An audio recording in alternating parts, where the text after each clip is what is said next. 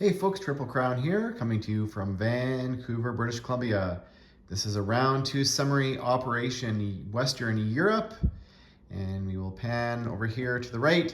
The Japanese, they are set up to do the Calcutta Crush. They've got 6 transports next turn ready to load off the coast of Siam, and they're almost at least the bulk of their aircraft carrier fleet and their air force sitting in Siam. So all these units can all hit Calcutta next turn if the Japanese choose to do their sneak attack, which they likely would have if the British had not backed out of Calcutta.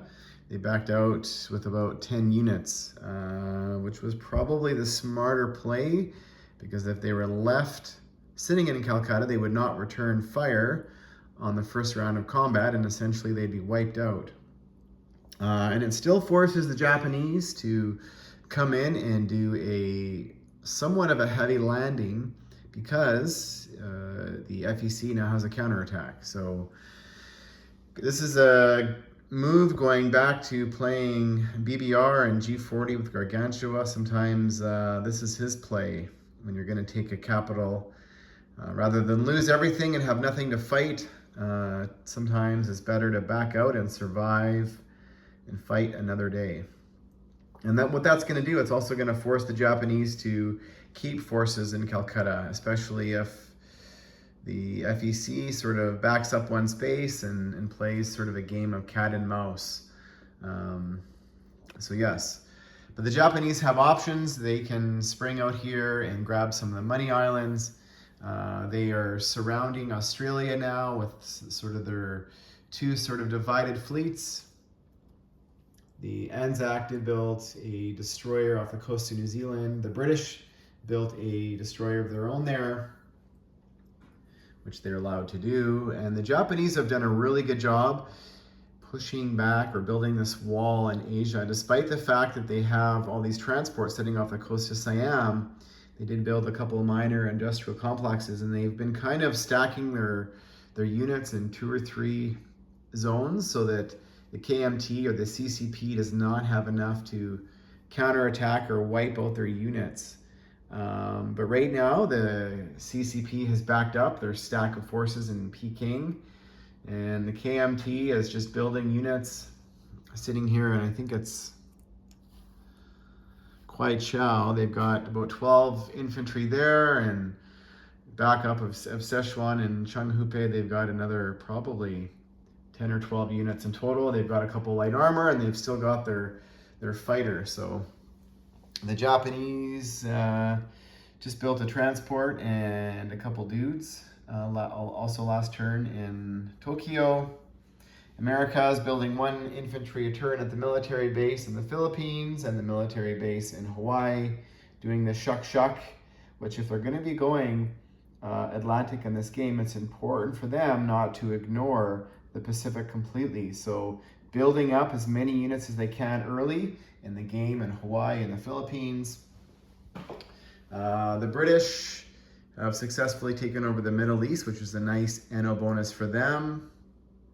Because their navy over here was not at threat, they just built a couple infantry back here in Cairo, and they did take back Alexandria from the Italians, and the South Africans built a medium armor, and there's now a transport here sitting off South Africa that's ready to start shucking units back and forth, and the British also built a transport here off of Cairo. The Italians starting to bulk up Tobruk, and they built a couple destroyers of their own. And something funny happened over here.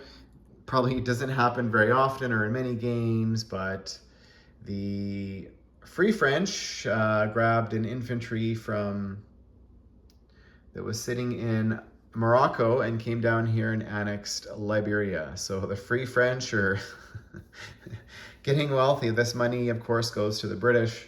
Over here, the Russians came into the easternmost Finnish territory with overwhelming odds. They killed about 12 Finnish units, and they lost about 5 of their own. So the Germans have their work cut out for them on the northern flank, but They are building like crazy over here at their 3 minor industrial complexes in Hungary, Bulgaria, and Romania. They've got, just in Bulgaria alone, 18 infantry, a couple cavalry, a couple artillery, and light tanks. So they are bulking up. The Free French Navy off the coast of Scotland was wiped out, and a couple German subs are lurking off the coast of Western Europe, but they not going to be able to do a lot next turn. And that's because the Canadians and the British are building over here in Eastern Canada, and there now is a complement of 3 aircraft ready to scramble from Nova Scotia. So that small navy there is safe. So that's a pretty good play. It looks like, at least for the time being, the tide has already turned in the North Atlantic for the Allies. However, over here, as we talked about, the Italians probably have the upper hand in regards to Navy over here in the Mediterranean. And we'll see how much longer they're able to spend on Navy, particularly if the Allies are coming. So round 3, we're probably going to see a sneak attack over here in Calcutta, and the Japanese starting to branch out, which is going to give the Americans some more money to spend going into round 4, and also boost their wartime economy. So that's probably going to be the excitement. Otherwise, stay tuned for round 3. Thanks for watching, folks.